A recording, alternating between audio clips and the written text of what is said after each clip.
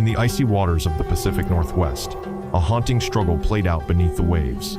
Luna, a powerful orca matriarch once renowned as the swift, graceful queen of her pod, was now a shadow of her former self. Her sleek, black and white body, a marvel of nature, designed for speed and strength, had become a prison. Wrapped around her massive tail flukes was a thick fishing rope, likely from an abandoned crab trap, dragging her down like a ball and chain. Months of entanglement had turned the rope into a living reef. Barnacles, mussels, and other marine hitchhikers had claimed her once smooth tail as their home, their collective weight slowly sapping her strength. By her side swam Nova, her calf, a wide-eyed 2-year-old who should have been leaping through the waves in carefree play.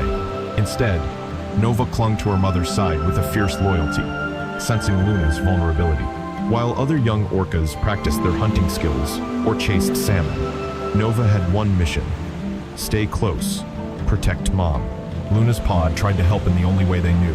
They brought her fish, sharing their catches in a desperate bid to keep her alive. But each day, the rope's drag grew heavier, her energy waned, and surfacing for air became a Herculean task. Luna was fading. It was a whale-watching boat that first spotted Luna's plight.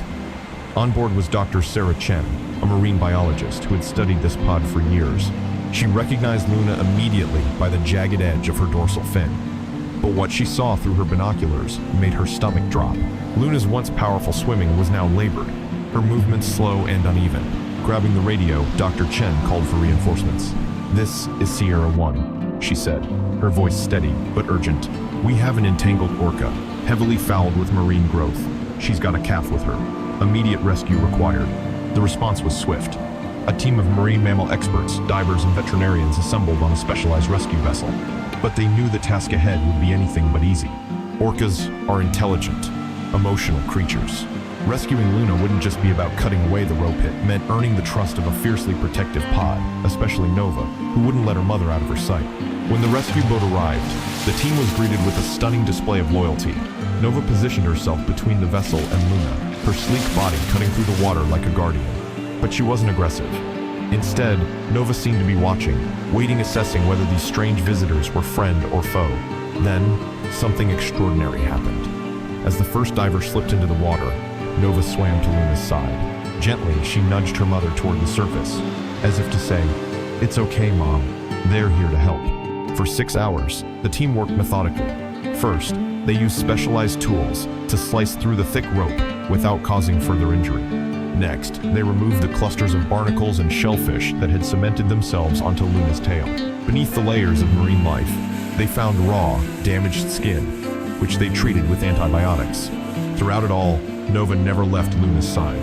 She vocalized softly, her clicks and whistles a constant reassurance to her mother. Meanwhile, Luna's pod swam nearby, their presence a silent show of support.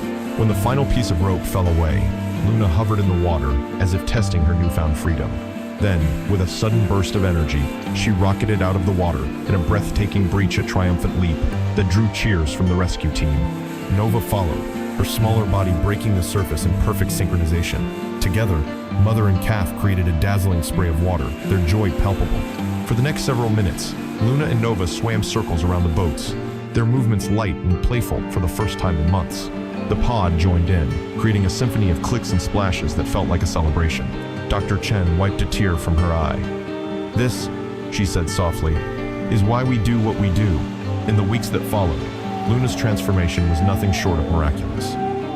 Freed from her burdens, she regained her strength and speed. She hunted with precision once more, and Nova finally had the chance to play as a young orca should. For the local marine conservation community, Luna and Nova's story became a rallying cry. Efforts to remove ghost fishing gear from the ocean intensified, driven by the reminder of how human actions can harm and how human compassion can heal. But for Luna and Nova, the story was simpler. Together, they swam through the vast Pacific, their bond unbroken and their spirits stronger than ever. They were survivors, symbols of resilience and love, in a world of untold wonders beneath the waves.